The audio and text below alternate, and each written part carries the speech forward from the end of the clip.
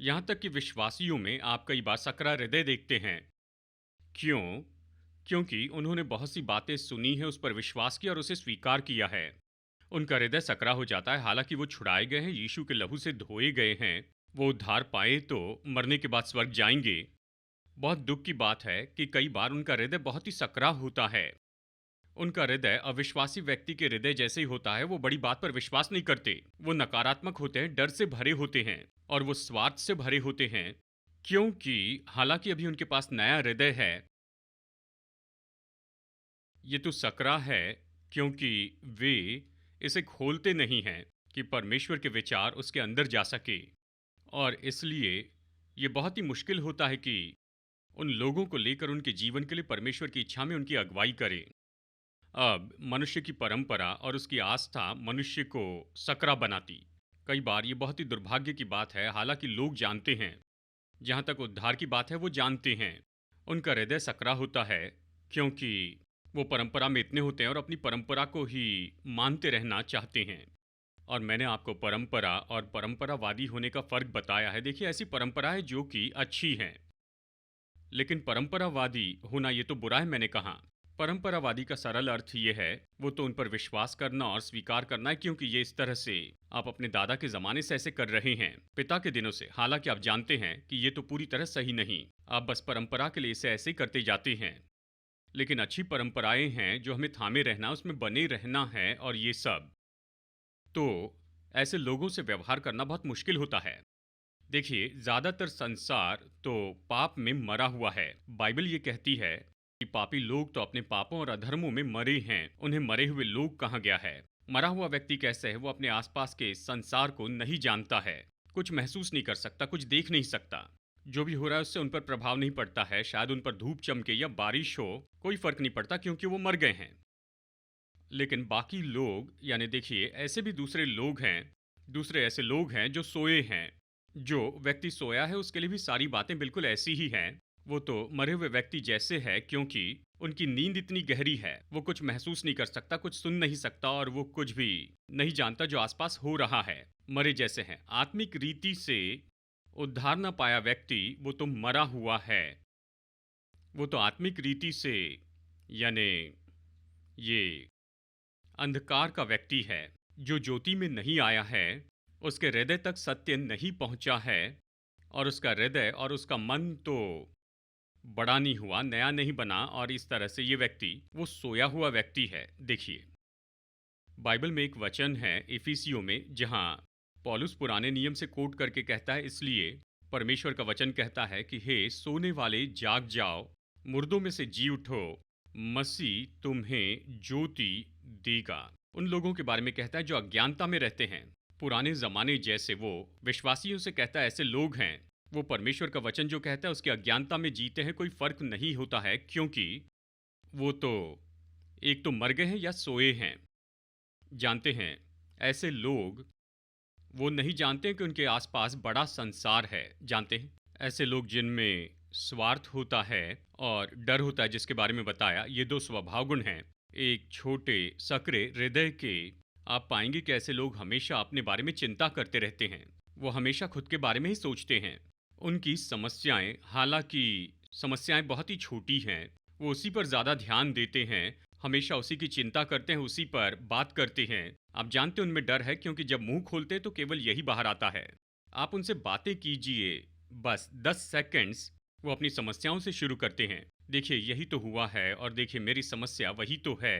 क्योंकि वो इसी से भरे हुए हैं। उनका हृदय तो भरा है इन बातों से, और वो अपने हृदय से इन बातों को प्रकट करते हैं। और इसीलिए बाइबल कहती है कि मसीह तुम में ज्योति लाएगा। क्या होता है जब जीवन आता है? ये ऐसा है जैसे कोई व्यक्ति प्रकाश पाता है। जब प्रकाश आता है तो क्या होता है? जब सूरज चमकता है तो क्या होता है? आप देखिए, फूल जो ऐसे सिकुड़ कर बिल्कुल बंद हैं, अचानक जब सूरज की रोशनी आती है तो वो खुलने लगता है। वो बहुत ही सुंदर हो जाता है, वो खिल उठता है। देखिए, जब परमेश्वर के वचन का सत्य विश्वासी में आ जाता है, विश्वासी के हृदय में पहुंचता है, बस यही तो होता है जब मसीह प्रकाश देते हैं। जब परमेश्वर का वचन ज्योति लाता है तो चीजें जैसे वैसी आप देखने लगते हैं। जब आप समझने लगते हैं कि बहुत ज़्यादा है, आपकी छोटी समस्याओं से बढ़कर बहुत बड़ा संसार है, अद्भुत परमेश्वर है, परमेश्वर की महान प्रतिज्ञाएं हैं और बहुत बड़ी संभावनाएं हैं। जब आप वो देखने लगते हैं, अचानक आप पाते हैं कि आपका हृदय बड़ा हो रहा है और ये सुंदर हो रहा है, ये बहुत ही अच्छा हो जाता है, खिलने वाले फूल के जैसे होता है, या ऐसा बन जाता है। ठीक है, चलिए मैं आपको एक घटना बताता हूं जहां आप देख सकेंगे हृदय की कठोरता को, और कैसे कि लोग तो इतने बंद हो गए सत्य के लिए कि वो सत्य को समझ नहीं पाए हृदय की कठोरता के कारण। और फिर मैं आपको दो उदाहरण बताऊंगा जहां लोगों ने अपना हृदय खोला और वो देखने लग गए सत्य को, और सत्य को समझने लगे और अपना हृदय खोला, और वो परमेश्वर के वचन के सत्य से भर गए, और कैसे इसने उनका जीवन बदला। आज मैं आपको यही दिखाने वाला हूं। चलिए पहले मरकुस अध्याय 8 में देखते हैं, और मैं आपको दिखाऊंगा कैसे जिन लोगों का हृदय कठोर है, सकरा हृदय है, वो सत्य को समझ नहीं पाते हैं और सत्य उनके हृदय में प्रवेश भी नहीं कर सकता है। मरकुस का सुसमाचार अध्याय 8 और वचन 15 से आगे। उसने उन्हें चिताया, देखो फरीसियों के खमीर और हेरोदेस के खमीर से चौकस रहो। इस तरह से उनसे कहा। वे आपस में विचार करके कहने लगे, हमारे पास रोटी नहीं है। देखिए, मैं जानता हूं आपने इसे जरूर पढ़ा होगा, लेकिन मुझे नहीं लगता कि आप इसे समझ पाए हैं। यीशु अपने चेलों से कह रहे हैं कि फरीसियों के खमीर से चौकस रहो और हेरोदेस के खमीर से। फरीसियों का खमीर और हेरोदेस का खमीर क्या है? खमीर तो हमेशा कुछ बुराई को दर्शाता है, नए नियम में और पुराने नियम में भी।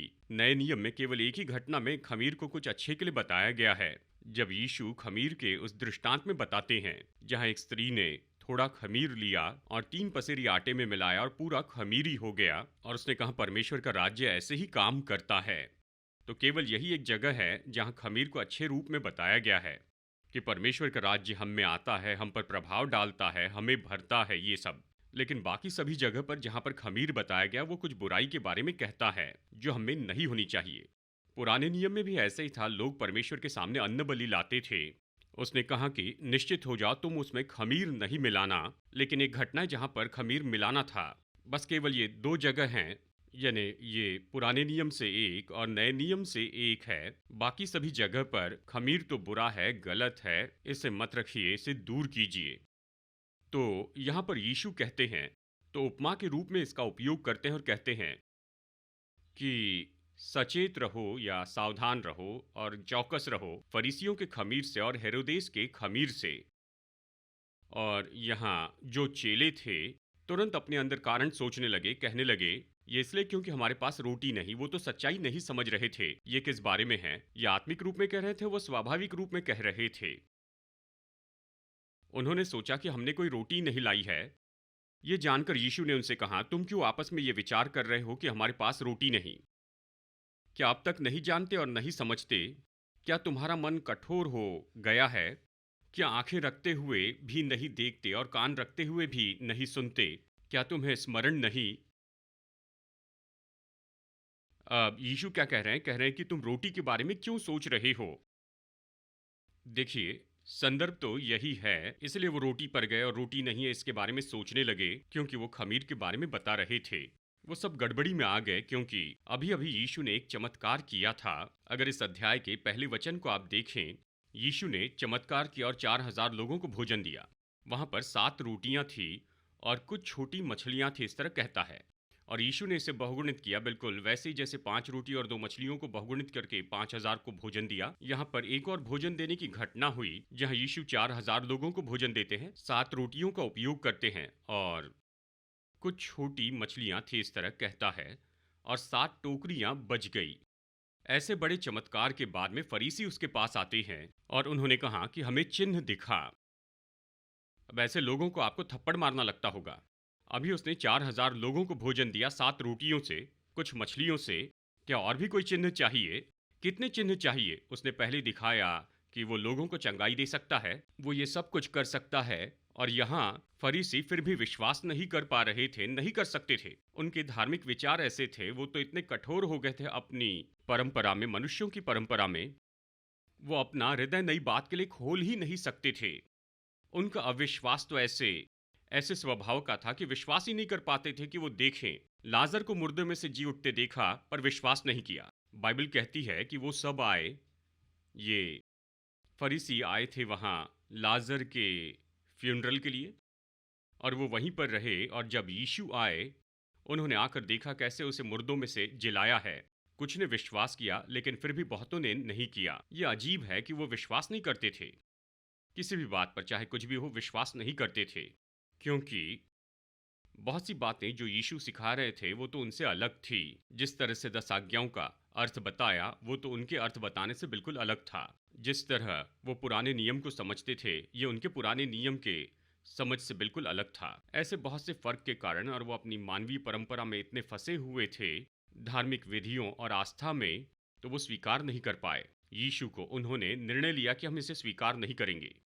इसलिए उसने कितना भी बड़ा चमत्कार किया, उनके लिए मायने नहीं रखता था। तो उसने चमत्कार किया और वो कहते हैं हमें चिन्ह दिखा। मैं जानता हूं यीशु को लगा होंगे उन्हें थप्पड़ मारे, और फिर वो उपयोग करते हैं, यीशु उपयोग करते हैं इसे मौके के रूप में कि चेलों को सिखाए। उसने कहा कहा सुनो। वो चेलों से कह रहे थे और ये उनके पीछे चल रहे थे। उसने कहा सुनो, इन लोगों के जैसे मत बनो, फरीसियों जैसे, क्योंकि उन्होंने आकर कहा हमें चिन्ह दिखा। और यीशु ने कहा चेलो, तुम मेरे पीछे चल रहे हो, तुम इन लोगों के जैसे नहीं होना, क्योंकि ये परमेश्वर के पुत्र के बिल्कुल सामने खड़े हैं, जो स्वर्ग से आया, शरीर धारण किया। फिर भी ये लोग ऐसे ही नाश हो जाएंगे। वो तो परमेश्वर से छू लेने की दूरी पर है, फिर भी प्रभु से कुछ भी नहीं पा रहे हैं। इनके लिए कुछ नहीं हो सकता है, क्योंकि इनका अविश्वास तो ऐसे स्वभाव का है, इनमें इस तरह का अविश्वास है। तो यीशु चेलों को बता रहे हैं सुनो, तुम फरीसियों के खमीर के बारे में चौकस रहो।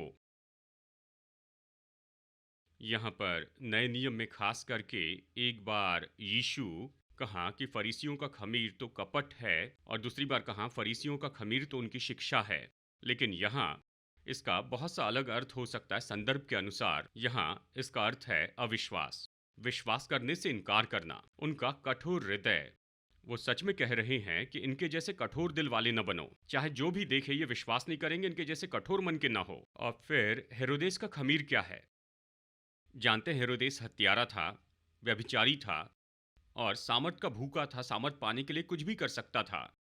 और वो तो इस तरह का व्यक्ति था, वो यहूदियों के ऊपर राजा था, पर परमेश्वर पर विश्वास नहीं करता था। वो भक्तिपूर्ण व्यक्ति नहीं था, यानी पूरा संसार उसमें था, सिर से लेकर पैर तक सांसारिक तरीके से भरा था। और ये सब इसलिए हमेशा यीशु के विरुद्ध में था, यीशु से नफरत करता था। तो हेरोदेस के खमीर का अर्थ हो सकता है व्यभिचार, इसका अर्थ हो सकता था सामर्थ के लिए भूखा, सामर्थ के लिए भूखा और शक्तिशाली होने के जो खेल वो करता था अपने देश में। और इसका अर्थ हो सकता था उसकी हत्याएं। जानते हैं, इसके बहुत से अर्थ हो सकते हैं, लेकिन इस संदर्भ में फिर से इसका अर्थ अविश्वास है, क्योंकि यूहन्ना बपतिस्मा दाता की हत्या के बाद उसने सुना कि यीशु जा रहे हैं, प्रचार कर रहे लोग उसके पीछे चल रहे हैं। वो इसके बारे में सुनता है और तुरंत ही वो क्या सोचता है, यीशु इसलिए ये सब कुछ कर रहा है क्योंकि लोग सोचे कि वो परमेश्वर का पुत्र है। वो जानेंगे, उसके पास आएंगे, अपना हृदय उसके लिए खोलेंगे, उसे स्वीकार करेंगे। वो आया है उद्धारक के रूप में, वो ये दिखाना चाहते थे, इसलिए ये सारे चमत्कार हो रहे थे। जानते हैं, हेरोदेस ने जब यीशु के बारे में सुना तो क्या कहा? शायद यूहन्ना बपतिस्मा देने वाला मुर्दों में से जी उठा। उसने यीशु पर विश्वास नहीं किया। वो तो बस अपने ही संसार में फंसा हुआ था। वो इतना ही सोच सकता था कि शायद ये फिर से यूहन्ना बपतिस्मा दाता है। उसने परवाह नहीं की कि यीशु कौन है, वो क्या करने के लिए आए। चाहे यीशु और भी कितने ज्यादा चमत्कार क्यों न कर ले, वो उससे प्रभावित नहीं होता था। तो फिर मैं सोचता हूँ ये हेरोदेस का अविश्वास था। तो फिर फरीसियों का खमीर और हेरोदेस का खमीर ये अविश्वास है, ठीक है। उसने कहा चौकस रहो, फरीसियों के खमीर से और हेरोदेस के खमीर से चौकस रहो। पर वो इस सत्य को नहीं समझ पाए। ये तो महत्वपूर्ण सत्य था। वो तो बड़ी आशीष को खो रहे थे। वो फरीसी और हेरोदेस बड़ी आशीष को खो रहे थे। यहाँ पर वो था जिसने 7 रोटियां और कुछ मछलियों से 4,000 लोगों को भोजन दिया, जिसके लिए सब कुछ संभव था, जिसने आकाश और पृथ्वी की रचना की। वो उनके लिए सब कुछ कर सकते थे। ये सर्व सामर्थी परमेश्वर उनके लिए उपलब्ध थे, खुद को उनके लिए उपलब्ध किया, उन तक पहुंच रहे थे, उन तक आ रहे थे। वो उन्हें उद्धार देकर, छुटकारा देकर उनका प्रभु होना चाहते थे कि मंजिल तक उनकी अगुवाई करे। ये पूरा मौका वो खो बैठे थे क्योंकि उन्होंने अपना हृदय बंद किया था। उनके हृदय सकरे थे, वो अपना हृदय खोलना नहीं चाहते थे। अब सुनिए, ये तो बहुत ही दिलचस्प है। वचन 16, वे आपस में विचार करके कहने लगे, हमारे पास रोटी नहीं है।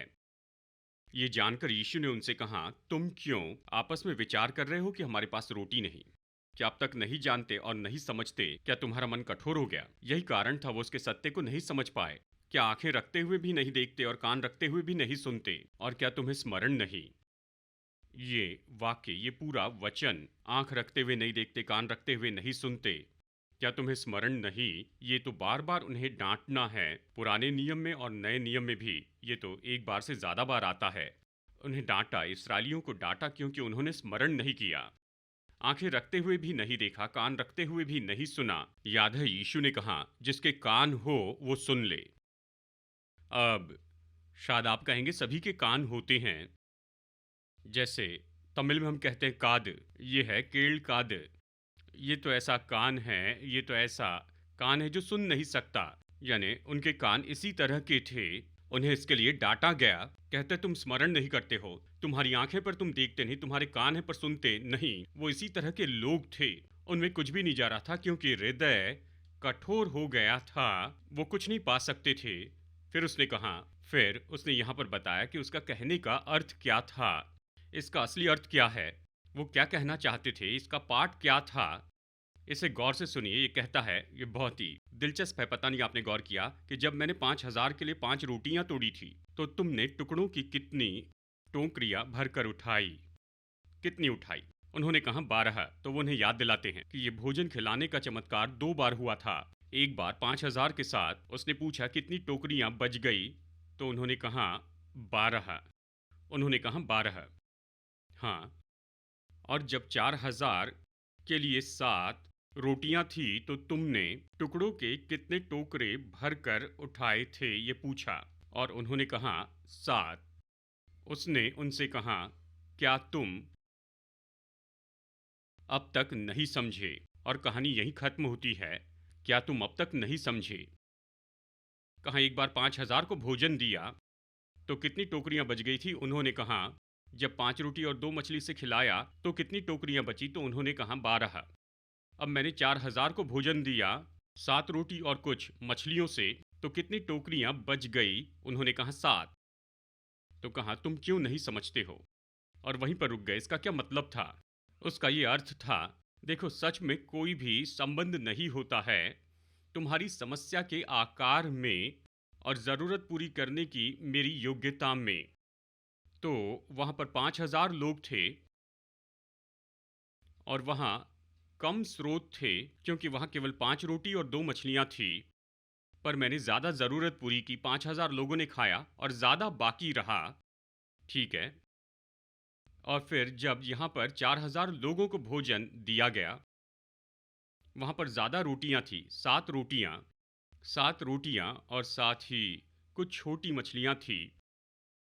यानी उस समय से ज़्यादा थी। 7 रोटियाँ और कुछ 7 रोटियाँ और कुछ छोटी मछलियाँ थी। और कितनी टोकरियाँ बच गई? कम बची। 7 टोकरियाँ ही वहाँ पर बची थी। इससे तुम क्या समझे? उसने कहा, जब बहुत कम था उसने ज़्यादा को भोजन दिया, जब ज़्यादा था तो कम को भोजन दिया। और इससे लिए कोई संबंध नहीं, चाहे आपकी समस्या कितनी भी बड़ी हो और वो क्या कर सकते हैं इसमें, चाहे कितनी भी बड़ी हो या छोटी हो, ये मायने नहीं रखती है। हर ज़रूरत पूरी कर सकते हैं, आपकी सारी ज़रूरतों का प्रबंध कर सकते हैं। वो सर्वशक्तिमान परमेश्वर हैं, वो आपके लिए सब कुछ कर सकता है। यही तो यहाँ पर कह रहा है। अगर वो इसे समझ लेते तो कितनी आशीष होती। ये सच में कैसी बड़ी आशीष होती यदि वो समझते कि वो किसके बारे में चेतावनी दे रहे हैं। वो ये कह रहे थे कि ये फरीसी और हेरोदेस पूरी बात को चूक गए। वो इस बात को भूल गए, जीवन की हर एक ज़रूरत के लिए कैसे मैं प्रबंध करता हूँ, आत्मिक और साथ साथ में भौतिक ज़रूरतें, कि मैं केवल भूखे पेट ही नहीं भरता हूँ, लेकिन मैं तो हर एक मनुष्य की आत्मा की भूख पूरी कर सकता हूँ। और मैं स्वर्ग से जीवन की रोटी बनकर आया हूँ।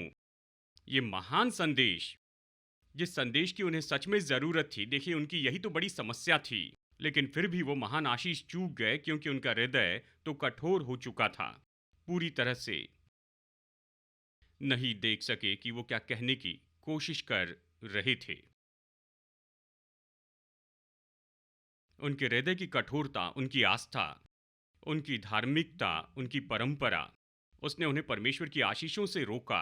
और मैं आपको बताऊं, यह आज बहुत से तरीके से सच है। नीति वचन कहता है, सबसे बढ़कर अपने मन की रक्षा कर, क्योंकि इसी से जीवन का सोता बहता है। यही चेतावनी बाइबल में बहुत से तरीके से दी गई है, बहुत सी जगह पर, और आने वाले हफ्तों में मैं और बताऊंगा। कहता है, हृदय के बारे में सचेत रहो। इब्रानियों में हम पढ़ते हैं कि तुम में अविश्वास का वो हृदय न हो। इस्राएली लोगों के बारे में कहता है, कैसे वो प्रतिज्ञा के देश में नहीं जा पाए और जंगल में ही नाश हो गए। तुम में अविश्वास का हृदय न हो, अविश्वास का वो हृदय न हो।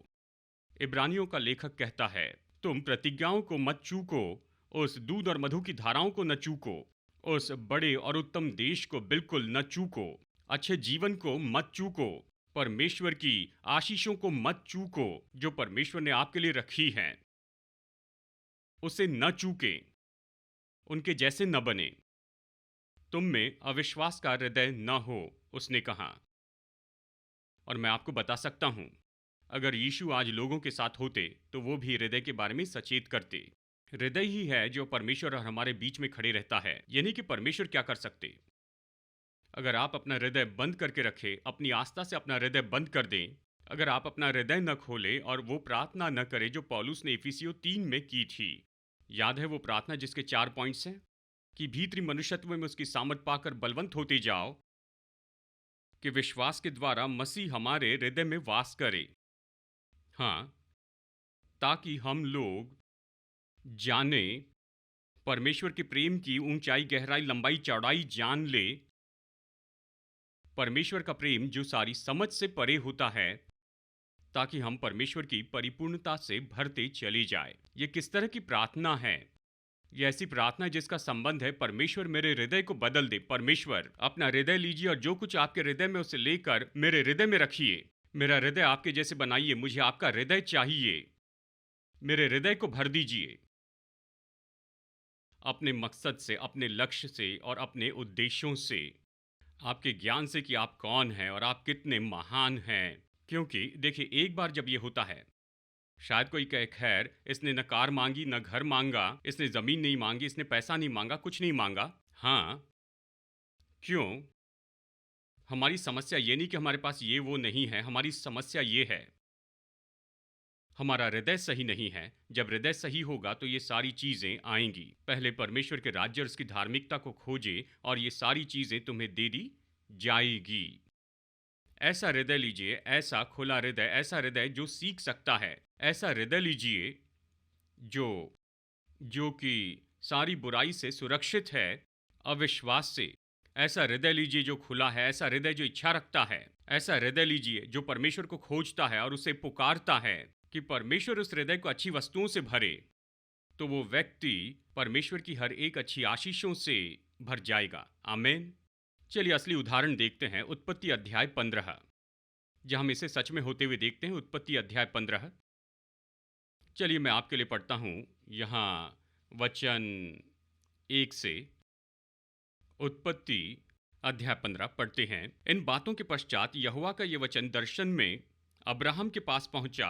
हे अब्राम, मत डर, तेरी ढाल और तेरा अत्यंत बड़ा प्रतिफल मैं हूं। मैंने आपको बताया था, सक्रिय हृदय का चिन्ह तो डर है, और यहाँ इसका एक अच्छा उदाहरण है। नया नियम अब्राहम का उपयोग करता है कि हमें विश्वास सिखाए। तो अब्राहम ने कैसे शुरुआत की? उसने शुरुआत की सक्रिय हृदय से। परमेश्वर उसके पास आते हैं, सबसे पहले कहते हैं कि डर मत। आपके बताने के पहले से परमेश्वर जानते हैं कि आप डरे हैं। आपका मुंह खुलने के पहले ही प्रभु जानते हैं आपके हृदय में क्या है। परमेश्वर कहते हैं कि मत डर, तेरा अत्यंत बड़ा प्रतिफल मैं हूं।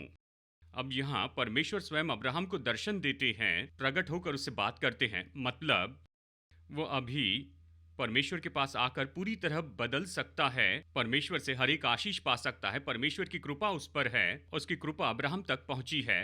तो अब अब्राहम को देखिए, अब्राहम ने कहा, प्रभु यहोवा, तू मुझे क्या देगा? मैं तो निर्वंश और मेरे घर का वारिस दमिश्कवासी एलियाजर होगा। देखिए, उन दिनों में अगर दंपति की कोई संतान नहीं है और खास करके अगर वो धनी हैं, तो वो हमेशा चिंता करते थे कि उनके जाने के बाद उनकी संपत्ति का क्या होगा।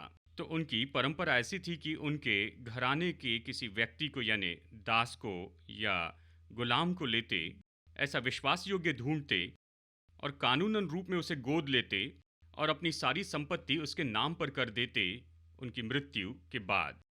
तो अब्राहम सच में बहुत ही चिंतित हो गया था। दिन बीत रहे थे और उसकी कोई संतान नहीं थी। तो शायद वो अपने हृदय में सोच रहा होगा कि एलियाजर को अपना वारिस बनाए। एलियाजर विश्वास योग्य दास था, याद है, वही था। अब्राहम हमेशा उसका उपयोग करता था, वो उसके साथ रहता था। तो सोचा शायद एलियाजर ही ऐसा होगा और शायद मुझे सब कुछ उसे देना होगा। अब्राहम के पास बहुत कुछ था, सोना चांदी, दास और बहुत कुछ, यानी बहुत सी वस्तुएं, पशु और ये सब थे। तो वो उसके बारे में सोचता है, चिंतित होता है, परमेश्वर से कहता है देखो मैं तो निर्वंश हूँ। डर बात कर रहा है। इस डर ने उसके हृदय को भर दिया था। देखिए, डर, हम सब लोग कभी ना कभी किसी बात से डरते हैं। गौर किया होगा, डर आने की कोशिश करता आता है पर हम उसका इनकार करते हैं, उस पर जय पाते हैं। हम उसके विरुद्ध में काम करते हैं, उसका इनकार करते हैं। ये महत्वपूर्ण है। बस इसलिए कि वो आया और उसने कुछ पल के लिए जगह पाई आपके अंदर में, तो इसके कारण आप मरने वाले नहीं। आपको उससे निपटना है, आपको उससे पीछा छुड़ाना है। पर जब आप उसे अनुमति देते हैं, उसके बारे में कहते रहते हैं, उस पर सोचते हैं, उसी पर मनन करते रहते हैं और उससे अपना हृदय भरते हैं, तो डर आपके हृदय को भर देता है और फिर आपके शब्द दिखाएंगे कि आपके हृदय में डर है। इसलिए मैं कहता हूं, अगर ऐसे लोगों से आप केवल 10 सेकंड ही बात कर ले, तुरंत ही उसी समस्या से शुरू करेंगे। देखिए, मेरी छोटी उंगली, जानते हैं, और फिर वो फ़ोन उठाकर कई घंटों तक बात करते रहेंगे अपनी समस्या पर। देखिए, निश्चय उनकी छोटी सी समस्या है और आपको इन छोटी समस्याओं के लिए सावधान रहना होगा, उसमें कोई संदेह नहीं। पर वो सारा ध्यान उसी के ऊपर लगा कर रखते हैं। मैं यही कहना चाहता हूँ, वो अपने जीवन में उसे बहुत ज़्यादा जगह देते हैं। ये ऐसा है कि वो और कुछ नहीं देख सकते हैं, कुछ नहीं देखते हैं कि परमेश्वर है और उत्तम जीवन है, अच्छी बातें हैं। ये कुछ भी उनके सामने नहीं आता। वो केवल समस्या को देखते हैं। वो केवल इस बात को देखते हैं उनके पास पैसा नहीं। वो केवल देखते हैं कि बिल चुकाना है, केवल उसे ही देखते हैं और कुछ भी नहीं। हम सब इस संसार में हमारे कर्तव्यों के बारे में सोचते हैं, हमारी ज़रूरतें हम उनके बारे में सोचते हैं, इसमें कुछ भी गलत नहीं। लेकिन बात तो ये है, अगर वही आपका जीवन होता है, हमेशा आप उसके बारे में परेशान रहते हैं, यही आपको भरता है, तो कुछ न कुछ गलत है। और यहाँ पर ये है, उसने दिखाया उसके हृदय में क्या है। अब्राहम ने कहा देखो, वो आगे कहता है, देख तूने मुझे वंश नहीं दिया है, मेरे घर में उत्पन्न हुआ एक जन मेरा वारिस होगा। वो उस बात को फिर से दोहराता है, बार बार कहता है।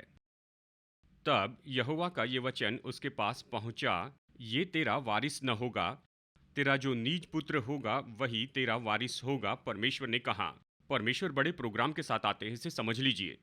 जब परमेश्वर अब्राहम के पास आए, उसे सब दिखाया अध्याय 12 में, और उस पर आशीषों की घोषणा की, मैं तुझे आशीष दूंगा, तेरा नाम बड़ा करूंगा, जो तुझे आशीष दे उन्हें आशीष दूंगा, जो तुझे कोसे उन्हें श्राप दूंगा, और पृथ्वी के सारे कुल तेरे द्वारा आशीष पाएंगे।